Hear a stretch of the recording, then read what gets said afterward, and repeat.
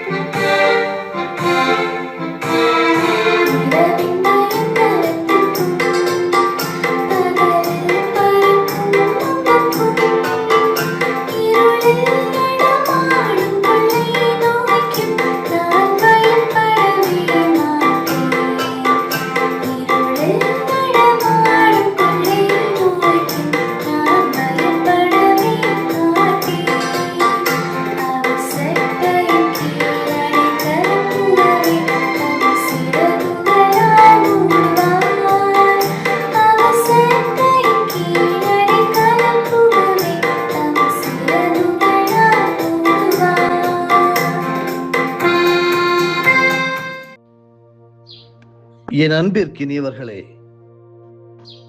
ஆண்டவராகிய இயேசு கிறிஸ்துவின் நாமத்தினாலே உங்களை வாழ்த்துகிறேன், வரவேற்கிறேன். ஆதியிலே வார்த்தை இருந்தது, அந்த வார்த்தை தேவனிடத்தில் இருந்தது, அந்த வார்த்தை தேவனாய் இருந்தது.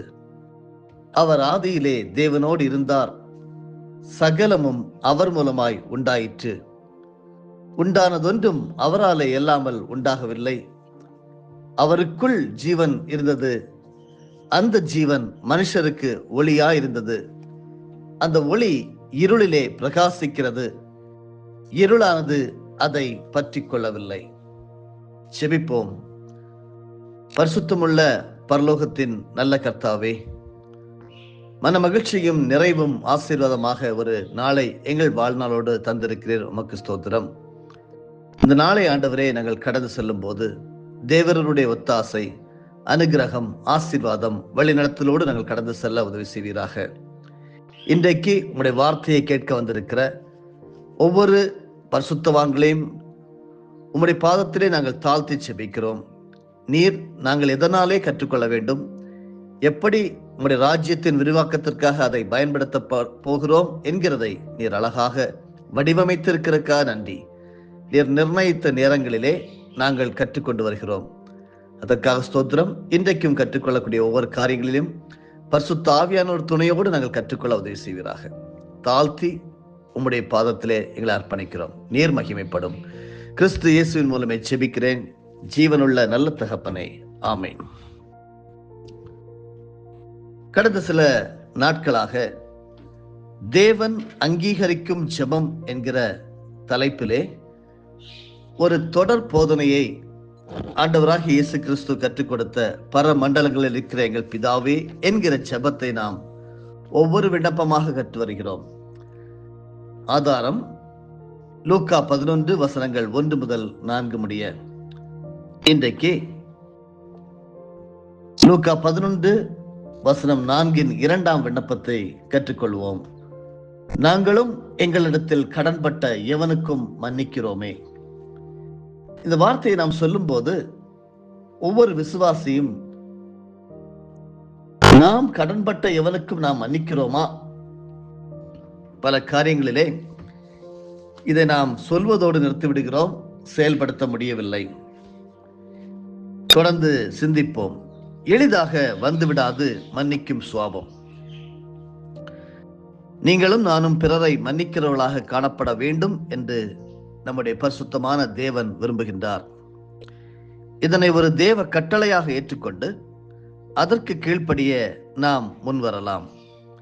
ஆனால் மன்னிக்கும் இயல்பு என்பது சாதாரணமாக வந்துவிட முடியாது. அது அவ்வளவு எளிதான காரியம் அல்ல. இதனை குறித்து பேசுவதும் எழுதுவதும் ஒருவேளை சுலபமாக இருக்கலாம். ஆனால் அதனை செயல்முறைப்படுத்துவது அவ்வளவு லேசான காரியம் அல்ல. சிந்திக்க வேண்டும். எப்போதும் தேவனை குறித்த காரியங்களை இதயத்தில் சிந்தித்துக் கொண்டிருக்கிற நல்ல பழக்கங்கள் வேண்டும். அப்பொழுதுதான் இப்படிப்பட்ட மனப்பக்குவம் நமக்கு வரும்.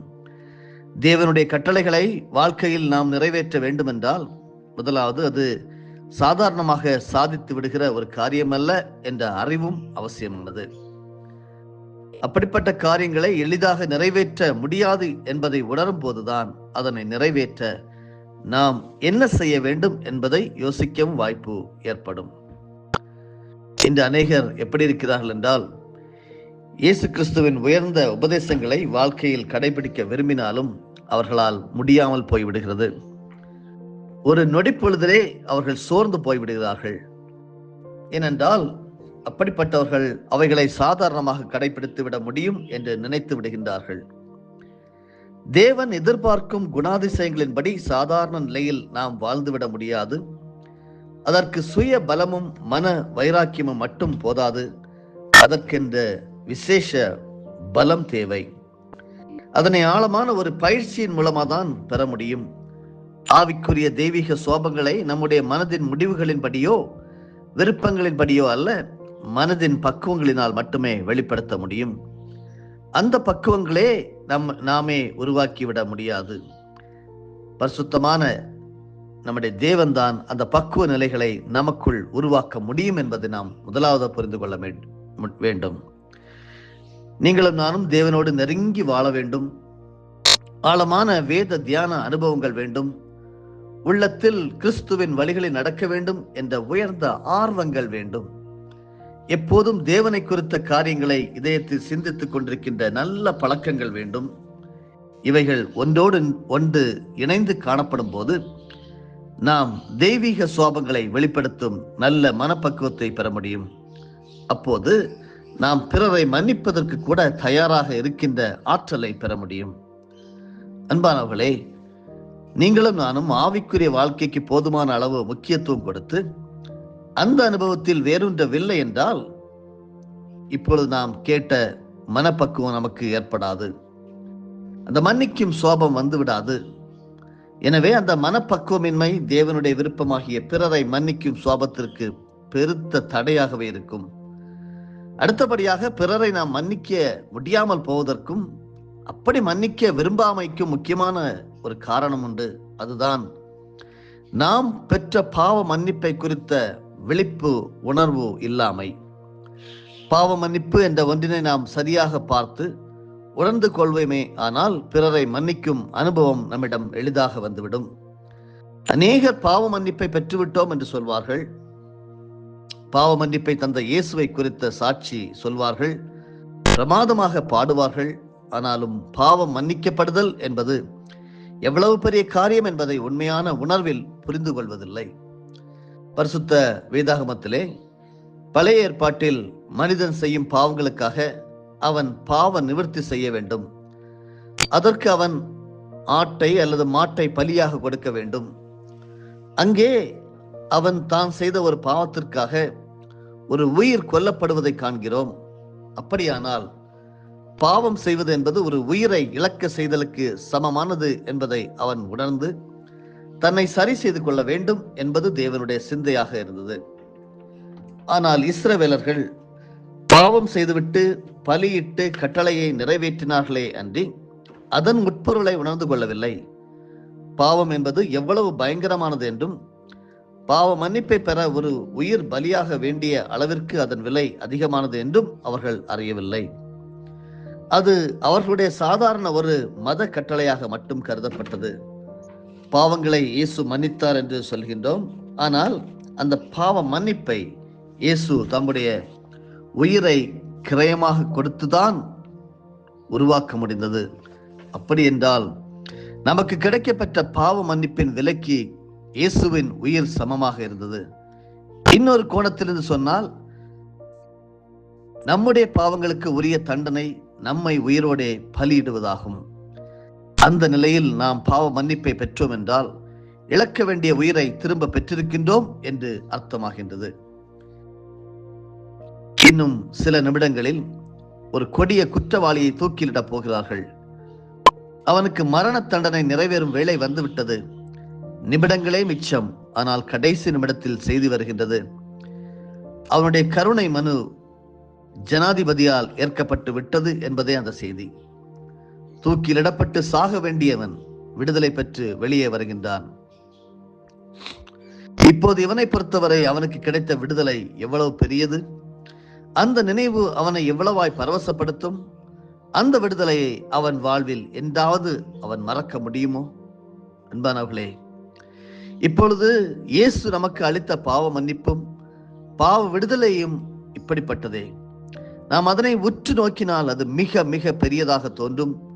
அப்படி கொடிய பாவிகளாகிய நம்மை தேவன் பொறுத்து கொண்டார், நம்மை ஏற்றுக்கொண்டார், தொடர்ந்து நம்மை பிள்ளைகளாக ஏற்று அன்பு காண்பிக்கின்றார். இன்றைக்கும் அதே குணாதிசயம்தான் அவர் நமக்கு செய்து கொண்டிருக்கிறார். இந்த சிந்தனை நம்முடைய உள்ளத்தில் உருவாகிவிட்டால் பிறர் நமக்கு செய்தவை எல்லாம் மிக மிக அற்பமாகவே இருக்கும். அப்போது நாம் பிறரை மன்னித்தல் என்பது புரட்ட முடியாத மலையாக இராது. நாம் எவ்விதம் மன்னிக்கப்பட்டோம் என்பதை தினமும் சிந்தித்தால் நாமும் பிறரை எவ்விதம் மன்னிக்க வேண்டும் என்பதை அறியாதிருக்க மாட்டோம். பெற்றதை பிறருக்கு கொடுக்காவிட்டால் பெற்றவருக்கும் பிரயோஜனம் இல்லை. நாம் ஆண்டவராகிய இயேசு கிறிஸ்து மூலமாக பெற்றது என்ன?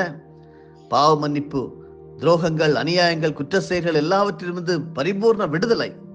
இதுதான் நாம் பெற்றிருக்கிறோம். ரட்சிக்கப்பட்ட அனுபவத்தினை பெற்ற அநேகர் கூட தங்கள் ஆவிக்குரிய வாழ்க்கையில் உண்மையான சந்தோஷத்தை அனுபவியாமல் போகின்றார்கள்.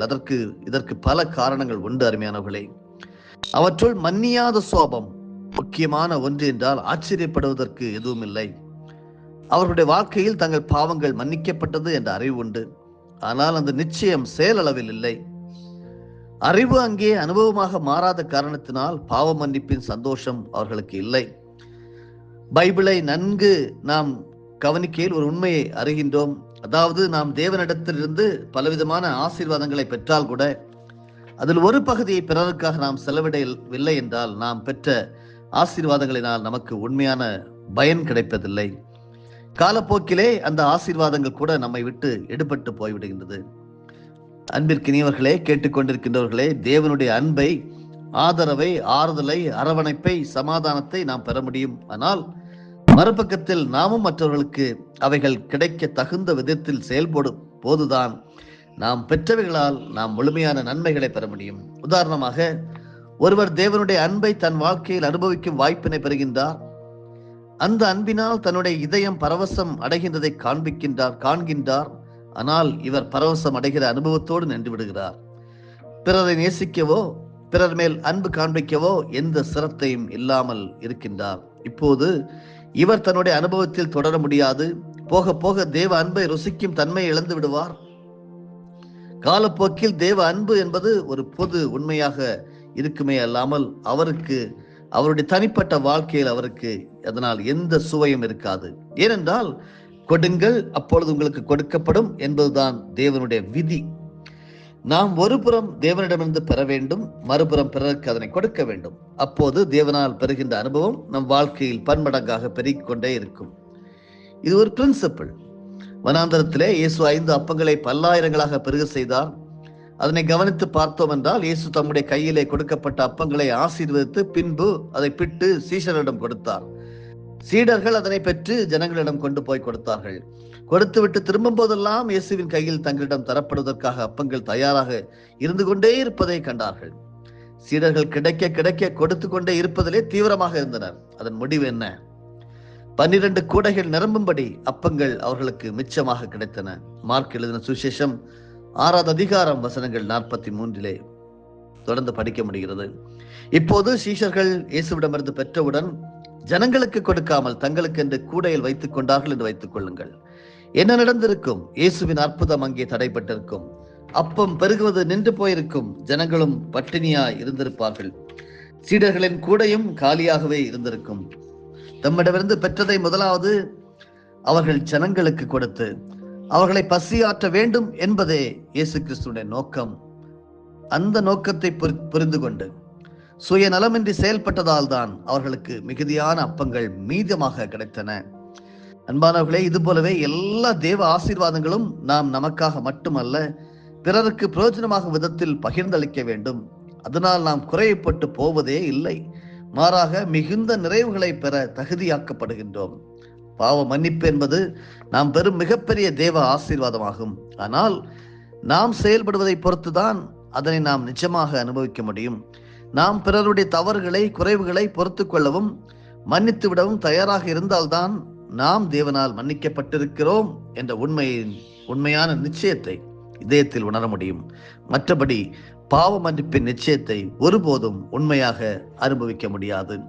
லூக்கா 11:4 2ஆம் பகுதியிலே, நாங்களும் எங்களிடத்தில் கடன்பட்ட எவனுக்கு மன்னிக்கிறோமே என்கிற சொல்லும் போது கவனமாக, ஜாக்கிரதையாக சொல்ல வேண்டும். தொடர்ந்து இந்த பகுதியை நாளை தினத்திலும் ஆண்டவராகிய இயேசு கிறிஸ்துவின் ஆவியானவர் நமக்கு கற்றுத் தருவதாக. ஆமென். பரிசுத்தமுள்ள ஜீவனுள்ள நல்ல தகப்பனே, இன்றைக்கு வார்த்தையின் மூலமாக நீர் எங்களை எழுப்பியிருக்கிறீர், உணர்த்தியிருக்கிறீர், கற்றுக் கொடுத்திருக்கிறீர். கற்றுக்கொண்ட பாடங்கள் ஒவ்வொன்றும் வீணாகி போகாதப்பா. எங்களை உறுத்தி கொண்டே இருக்கும், சிந்தனைகளை தூண்டிக்கொண்டே இருக்கும். நாங்களும் எங்களிடத்தில் கடன்பட்ட எவனுக்கு மன்னிக்கிறோமே என்கிற வார்த்தையை ஆழமாக புரிந்து கொள்ள கொண்டே இருப்போம் அப்பா. கற்றுத்தந்த பரிசுத்த ஆவியானவருக்கு நன்றி. இணைந்து ஜெபித்துக் கொண்டிருக்கிற ஒவ்வொருடைய தேவைகளையும் கர்த்தர் நிறைவேற்றுவீராக. நிறைவாக அவருடைய வாழ்க்கையிலே எல்லா காரியங்களையும் வெற்றியாக செய்து தருவீராக. மகிழ்ச்சியாக, சமாதானமாக உண்மையிலே நாங்கள் வளரக்கூடிய நாளாக நாங்கள் அறிக்கை செய்கிறோம். விடுதலையை தரக்கூடிய தேவனுக்கு ஸ்தோத்திரம். இயேசு கிறிஸ்துவின் மூலமே பிதாவே, ஆமென். என் ஆத்துமாவே கர்த்தரை ஸ்தோத்தரி, என் முழு உள்ளமே அவருடைய பரிசுத்த நாமத்தை ஸ்தோத்தரி. என் ஆத்துமாவே கர்த்தரை ஸ்தோத்தரி, கர்த்தர் செய்த சகல உபகாரங்களையும் மறவாதே. ஆமென்.